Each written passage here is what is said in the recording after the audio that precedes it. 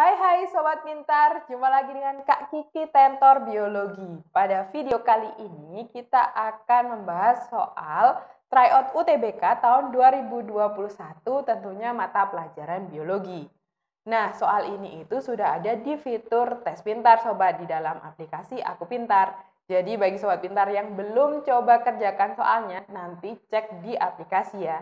Sekarang langsung saja kita bahas soal-soal berikut ini yuk.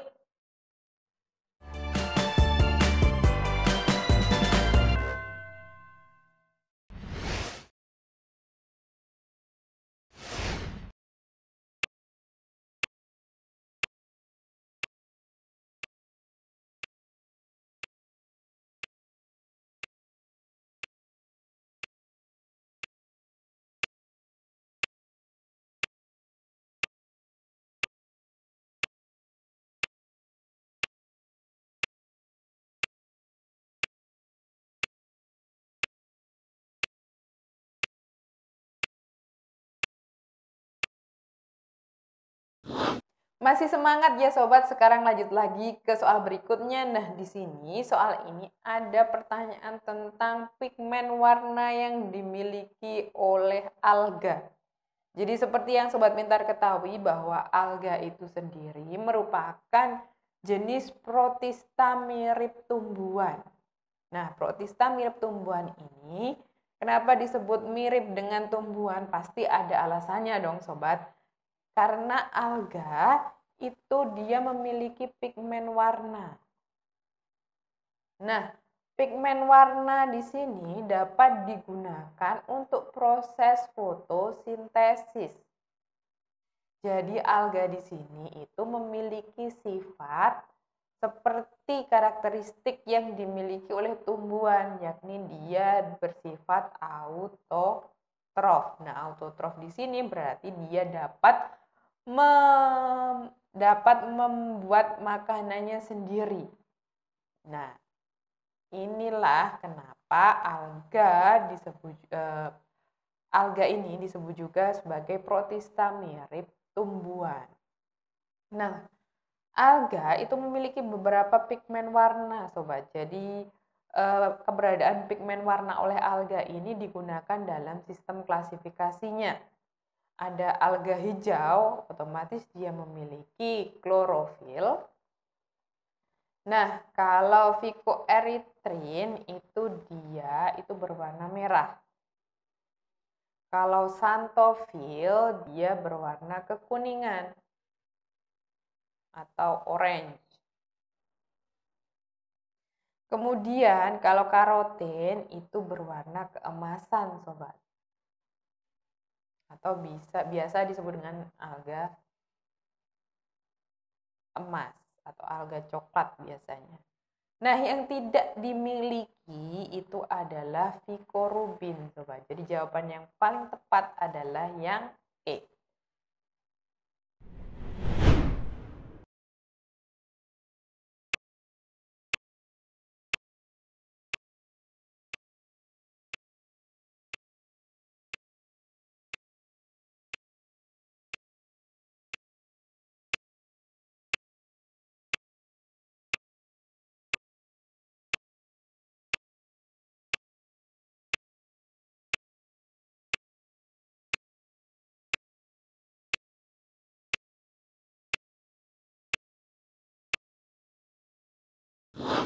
Masih semangat kan sobat? Sekarang lanjut lagi ke soal berikutnya ya. Di sini ada soal masih tentang alga. Jadi ada suatu organisme yang memiliki ciri-ciri sebagai berikut. Dia yang pertama memiliki pigmen warna hijau biru. Jadi di sini kunci utamanya sobat. Karena klasifikasi alga itu berdasarkan pigmen warna yang dimiliki. Kemudian dia bersifat uniseluler dan hidup berkoloni. Nah, biasanya organisme uniseluler itu salah satu cara untuk bertahan hidup, dia harus hidup berkoloni karena semakin banyak kelompoknya atau koloninya, dia akan semakin kuat ya sobat. Kemudian yang ketiga, struktur mirip bakteri tapi dapat berfotosintesis seperti tumbuhan. Nah, ini juga dapat dijadikan sebagai kunci utama untuk menjawab soal ini. Jadi yang ditanyakan adalah organisme dengan ciri di atas termasuk dalam famili. Kita dapat, jika sobat pintar lupa, kita dapat ambil kuncinya di sini bakteri. Kemudian dan juga pigmen warnanya. Jadi kita dapat simpulkan bahwa dari namanya itu adalah kelompok famili Cyanobacteria. Kalau Chlorophyta tentu bukan, karena pigmennya yang dimiliki Chlorophyta itu adalah klorofil, jadi pigmen warnanya adalah hijau ya sobat. Kemudian kalau Rhodophyta itu adalah pigmen warnanya yang dimiliki adalah merah. Rhodamin itu warnanya merah. Jadi Rhodophyta itu pigmen warnanya merah ya sobat. Kemudian yang Phaeophyta ini adalah disebut juga dengan alga coklat. Nah, kalau Heterokontophyta ini itu sobat, dia diklasifikasikan berdasarkan pada pergerakannya. Jadi pada kelompok Heterokontophyta itu dia memiliki 2 tahap, yaitu tahap stasioner dan tahap motil atau tahap gerak. Kalau stasioner itu dia tahap menetap, misal di dasar laut. Kalau motil dia dapat bergerak. Nah, ketika pada tahap bergerak dia itu memiliki 2 jenis alat gerak yang ukurannya berbeda. Jadi dia di sini dinamakan hetero. Hetero itu berbeda. Jadi jawaban yang paling tepat untuk soal ini adalah yang A, Cyanobacteria.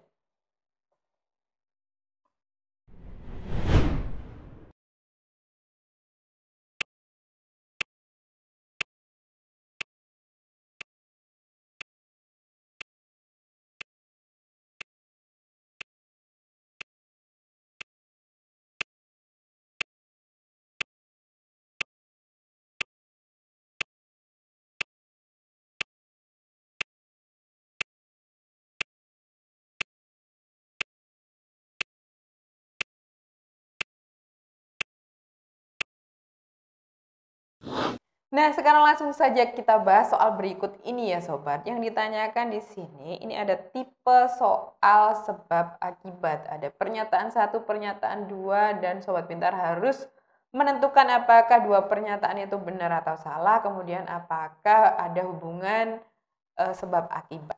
Nah, di sini yang pernyataan pertama kita cek.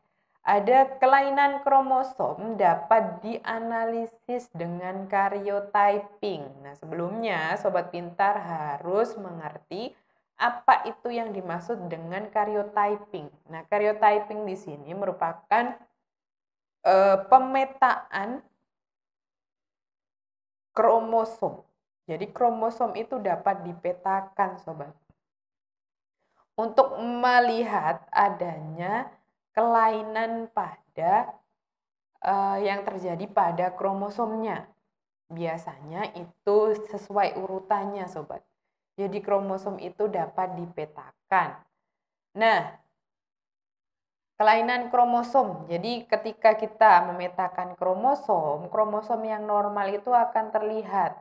Seperti yang sobat pintar ketahui bahwa kromosom manusia itu ada 22A plus XY.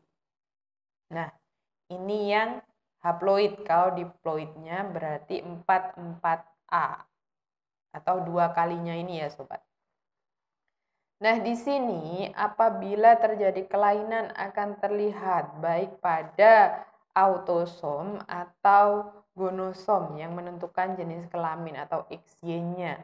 Jadi pernyataan pertama ini benar ya sobat, bahwa karyotyping ini atau pemetaan kromosom itu dapat digunakan untuk analisis adanya kelainan pada kromosom tentunya. Kemudian yang pernyataan kedua, karyotype kromosom merupakan gambaran lengkap dari kromosom pada tahap metafase dari suatu sel. Jadi ketika terjadi proses yang namanya metafase ini berarti ada profase, metafase, anafase, telofase. Jadi pada tahap yang metafase, ini kromosom akan terlihat secara jelas sehingga dapat dilakukan karyotyping ya sobat. Jadi nanti akan digambarkan apakah kromosomnya ada kelebihan atau kekurangan ataukah ada cacat, itu akan terlihat jelas gambaran secara lengkapnya pada tahap metafase.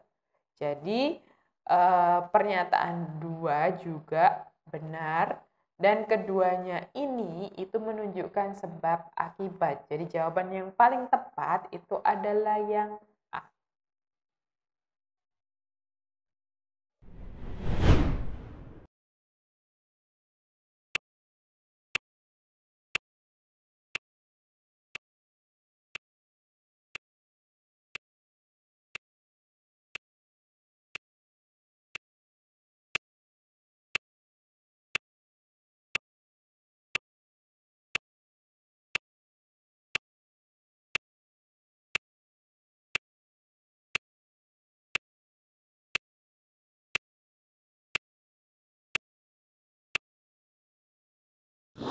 Masih semangat kan sobat? Langsung kita bahas yuk soal berikut ini. Di sini masih tentang mutasi atau kelainan genetik.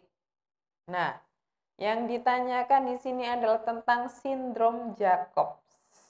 Tentunya sobat pintar pernah dengar salah satu dari kelainan genetik yang sering terjadi atau sering disebutkan pada soal itu adalah sindrom Jacobs. Nah, sindrom Jacobs ini itu di sini pernyataannya memiliki karyotip 22AA atau plus XYY. Jadi di sini ada kelebihan. Nah, kelebihan di sini seharusnya normalnya itu XY. Kalau sindrom Jacobs memiliki double Y. Jadi di sini menjadi trisomik. Nah, di sini itu karena XY berarti dia memiliki jenis kelamin sebagai pria. Kalau wanita seperti sobat pintar ketahui itu adalah XX. Kalau sindrom Jacobs itu adalah XY. Jadi pernyataan pertama di sini itu benar sobat. Kemudian kita lihat pernyataan kedua, sindrom Jacobs mengalami trisomik pada autosom. Kalau autosom itu adalah ada pada 22AA-nya sobat. Jadi dia bukan autosom, tetapi dia itu adalah gonosom. Jadi pernyataan di sini salah. Nah, sebelumnya perlu sobat pintar ketahui bahwa sindrom Jacobs ini itu tidak ada perbedaan signifikan antara manusia normal dan penderita sindrom ini. Kelainannya ini baru terlihat ketika manusia itu atau laki-laki tersebut mencapai umur 5 sampai 6 tahun. Jadi dia mengalami berbagai kelainan, contohnya pada perkembangan otaknya dia juga akan berbeda seperti manusia normal karena memang kelainan itu biasanya ada efek samping yang ditimbulkan. Jadi untuk soal ini jawaban yang paling tepat adalah yang pernyataan benar dan alasan salah yang C.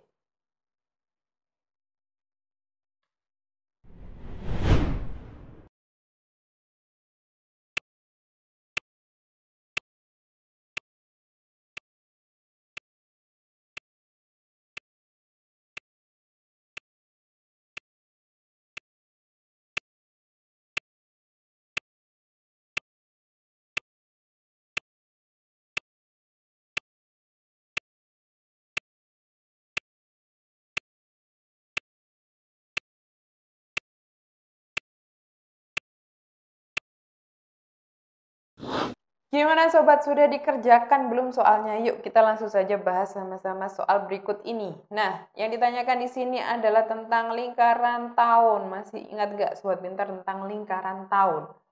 Jadi lingkaran tahun ini terbentuk pada jenis tanaman yang memiliki kambium. Karena terbentuknya lingkaran tahun di sini adalah adanya aktivitas dari kambium sekunder.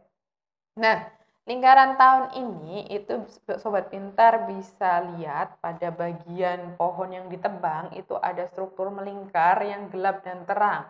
Nah, area gelap itu yang dimiliki lingkaran tahun itu lebih sempit daripada area terang. Jadi lingkaran terang ini akan lebih lebar. Jadi pernyataan pertama ini benar ya Sobat. Nah, untuk pernyataan kedua kita cek, lingkaran tahun terbentuk karena adanya aktivitas kambium. Ini juga benar Sobat Pintar, terutama aktivitas dari kambium sekunder. Karena lingkaran tahun ini hanya dimiliki oleh tanaman dikotil yang memiliki kambium. Nah, apakah ada hubungan sebab akibat? Keduanya ini benar, tapi kita harus pastikan lagi apakah keduanya ini saling berhubungan Sobat.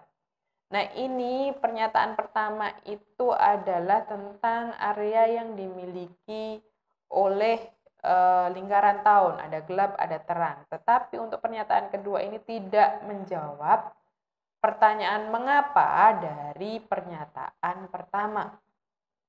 Nah, kalau lingkaran tahun itu memiliki area gelap dan terang itu disebabkan karena perbedaan iklim. Ketika musim penghujan, sel akan lebih cepat membelah sehingga memiliki struktur yang terang dan lebih lebar. Kalau lingkaran yang ketika area gelap itu terbentuk ketika musim kemarau, kekurangan air. Jadi selnya yang terbentuk itu lebih padat dan juga lebih sempit karena perkembangannya yang cenderung terhambat. Jadi untuk soal ini jawaban yang paling tepat adalah pernyataan benar dan alasan benar, tetapi keduanya tidak menunjukkan hubungan sebab akibat, yakni yang B.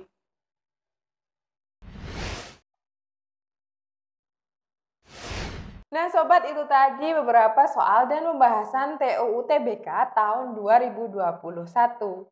Semoga soal biologi tadi dapat membantu Sobat Pintar untuk mempersiapkan diri menghadapi UTBK ya.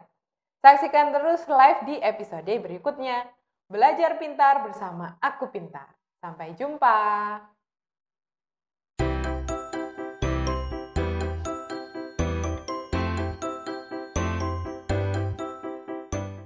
Belajar pintar bersama Aku Pintar. Download sekarang.